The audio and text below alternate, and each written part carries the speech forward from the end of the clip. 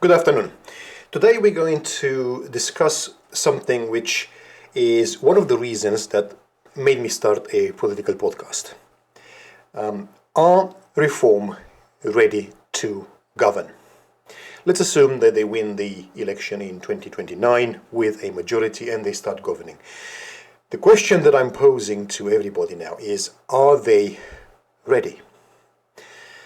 And this is quite an important question because, let's face it, we've been governed so far by a political system represented by two parties, which at this point in time are virtually the same. They are both incompetent, they are both anti-British, they are both pro-EU to a point. They cannot seem to come up with any ideas on how to actually do something useful for this country and its people. And more importantly, none of them values their own country and their own people. And to me, that's a problem, because the first job of a government is to put their own people first and to do what's best for them. If a government cannot do that, then they're not useful for anything and they should not be in power. It is as simple as that. But that's not where we are. We are in a very different place where foreign criminals are put before local people. And we know that because we take them from the channel and we put them in four-star hotels. We spend a few billion pounds a year taking care of people who should not be here in the first place, instead of getting rid of them.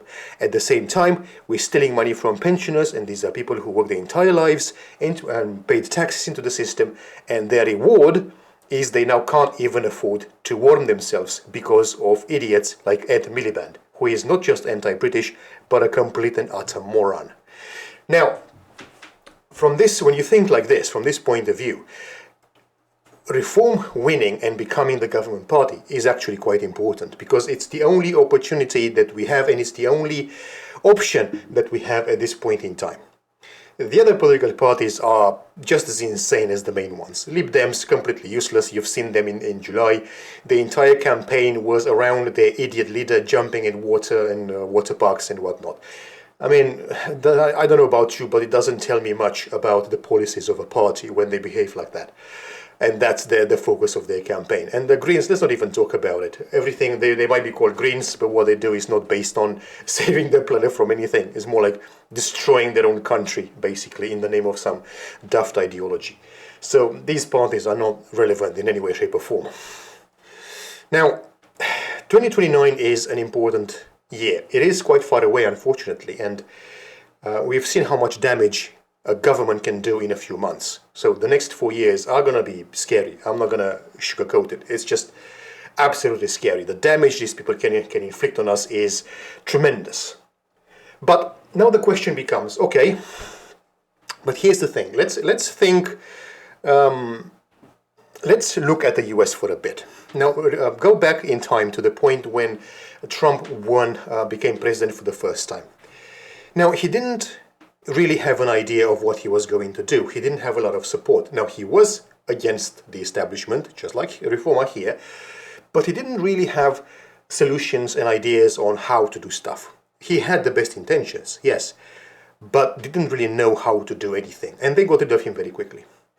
Now, the second time around, now he's won again, and now he's surrounding himself with people who know what they're doing. He's got ideas, he's got a structure, and he's made it very clear during campaign what he's going to do. Things like start deporting all the illegals that arrived in there, putting the US first, introducing tariffs on foreign countries who just don't align with the interest of the US.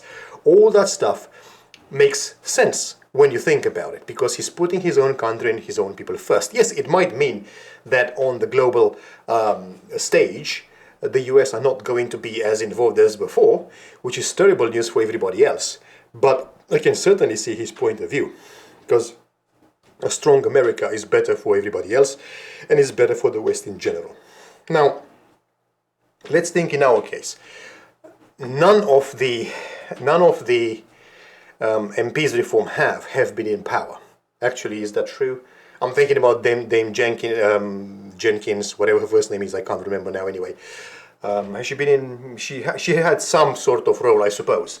But the point is, Reform as a political party don't have the experience of being in government, obviously. tiny party. You can't. It's either Labour or Tories, right? So yeah, that's not necessarily a bad thing. But the question is, what are they going to do if they win in 2029? And can they actually change anything? Or they're going to be just a party who says the right things, has the right policies, but can't implement them. And this is where I come in, because I'm actually interested in reform doing something useful for this country. It's not just about winning, it's about what you do once you are in power. The last thing you want is for your new MPs and your new government to now be affected and enslaved by the same Westminster system which has enslaved everybody else. And that's why we're having this conversation right now, because I need them to start listening. Now, of course, I'm just a small podcaster and, started recently. Most people don't even know I exist, which is fair enough. But hopefully, in a few years, that will change. Who knows? Or maybe others will start asking the same questions. That would still be worth it. So we need to start start asking the questions right now, because now we have time. We have time to prepare. Reform have time to prepare. And there are certain things that I want to see. Now, I'm speaking from the point of view of someone who actually stood in the election. I'm a PPC, a prospective parliamentary candidate. I stood for reform in July, ended up with around 17% of the vote. So did not become an MP, but I had quite a good experience in terms of people who actually voted for reform and for me. And one thing that I can tell you is that gives me a very different perspective from almost everybody else, because I've been through an election. I've been through the whole thing.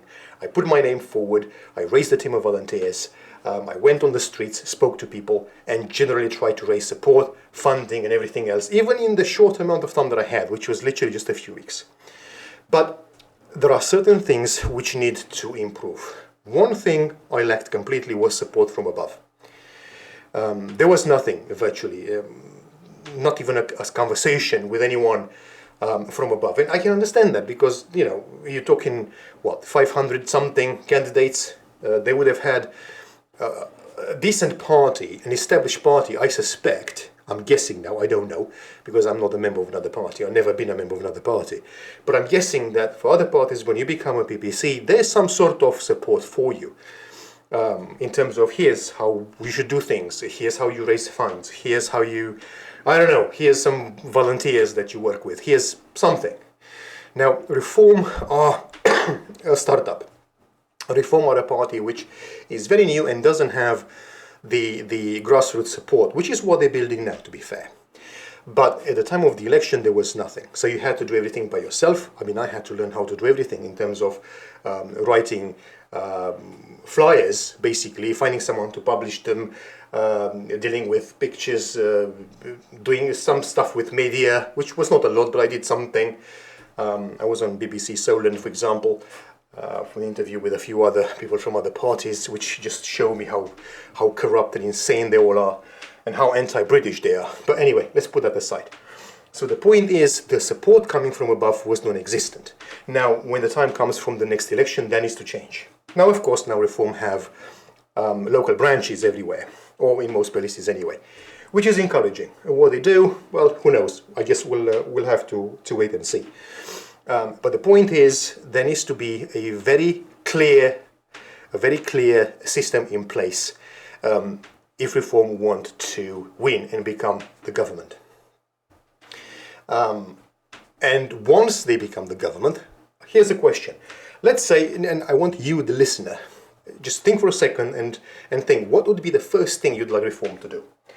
Okay, and now we're thinking we're going to put our engineering brain on, okay? I don't want you to think the way that all the other failed people think, like, oh, there's no way to do this. Yes, there's always a way to do anything, as long as you have the right motivations and the right interest in mind. As long as you put your people first, there's always a way of doing anything. So, okay, let's talk about, we want to see the deportation of foreign criminals, for example. How do we achieve that? Well, we know we can't do that because we are ruled by a foreign court, and ECHR is stopping us, and they've developed a whole industry of so-called human rights solicitors that you can't really fight. So it is obvious, if you want to do something as basic as deporting foreign criminals, you have to leave ECHR first. And then the question becomes, okay, But what does that mean? How do we do that? And that's where someone needs to start reading the treaties. Because once you join something, there's always a way to leave that thing as well. You're right, you join, you sign the treaty, fair enough, but there's always a way in a process to leave it.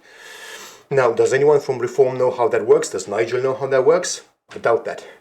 So that's my point. So before the elections, I think we need teams. We need Reform to have teams of people dedicated to specific things. And they should decide on a list of things they want to do very quickly. Remember what they've done in the previous election, right? Their manifesto was structured in two ways.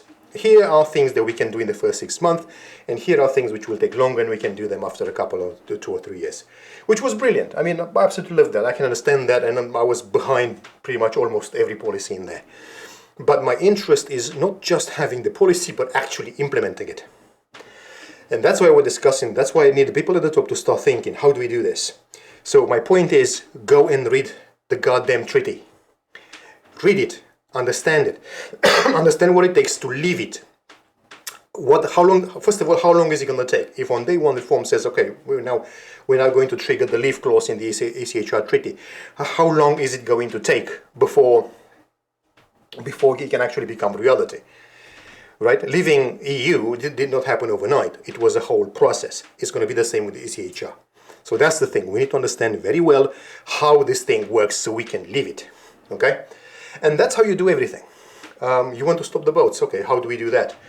Well, let's say we put the Royal Navy in the channel and we just stop the boats. Okay, you might say, okay, we could declare a state of emergency and just not allow anyone come through. And then they come and say, okay, well, that puts lives in danger. And you think, why do we care?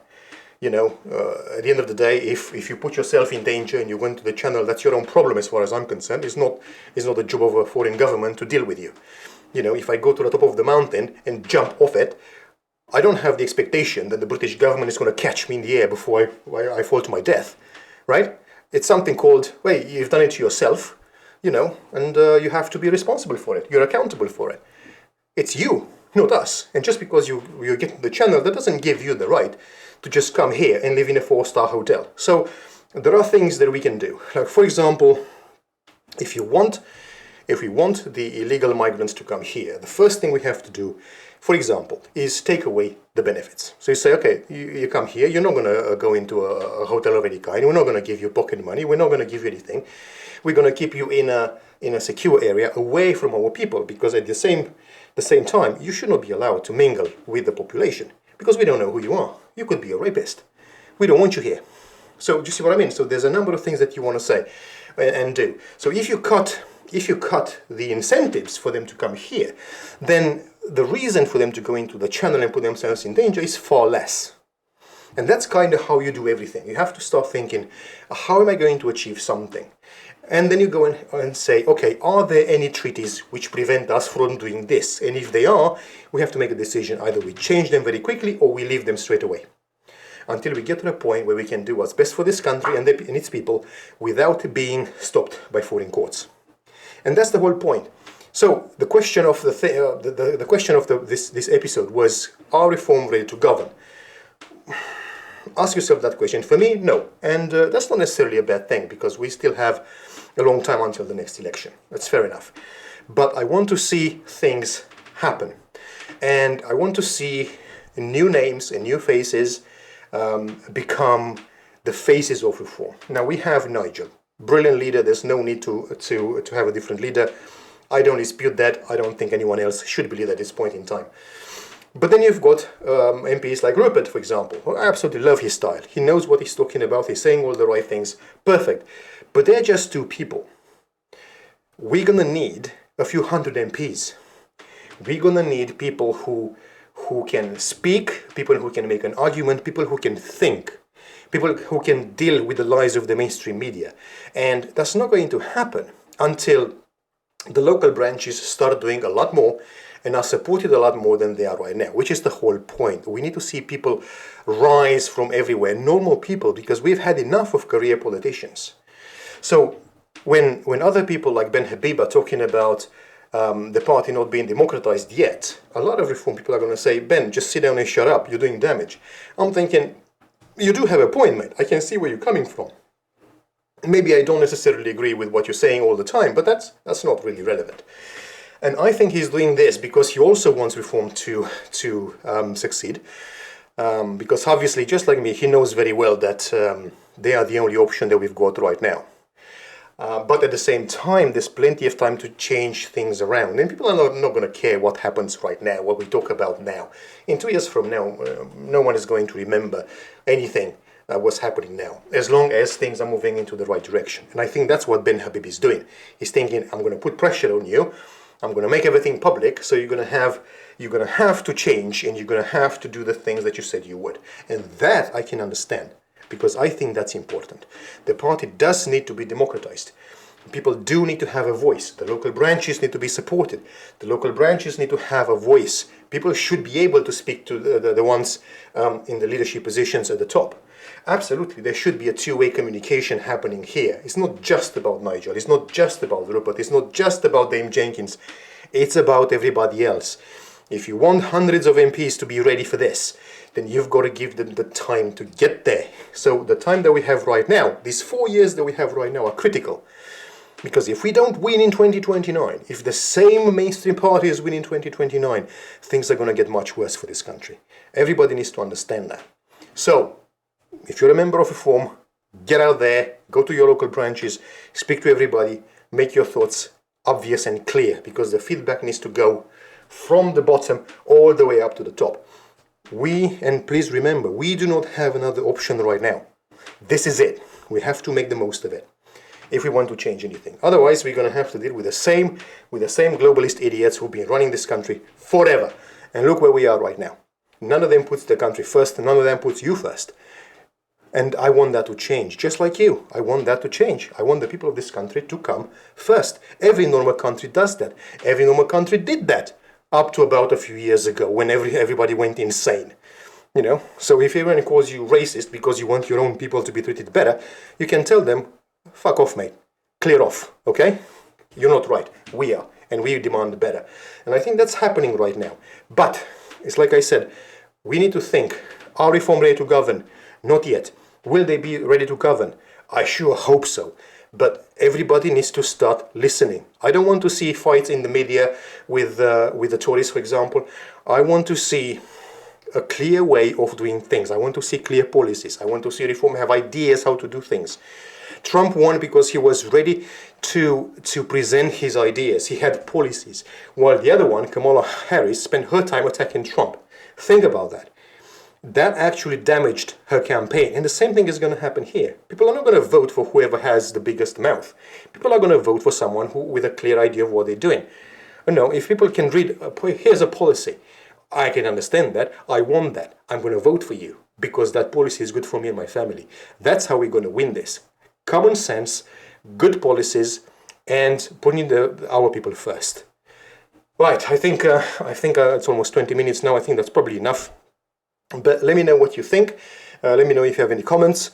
Let's talk about this. That's what we need. We need to talk about it. Democracy is about discussion, debate, ideas, not slagging each other off. Okay? Thank you very much. Enjoy the rest of the year.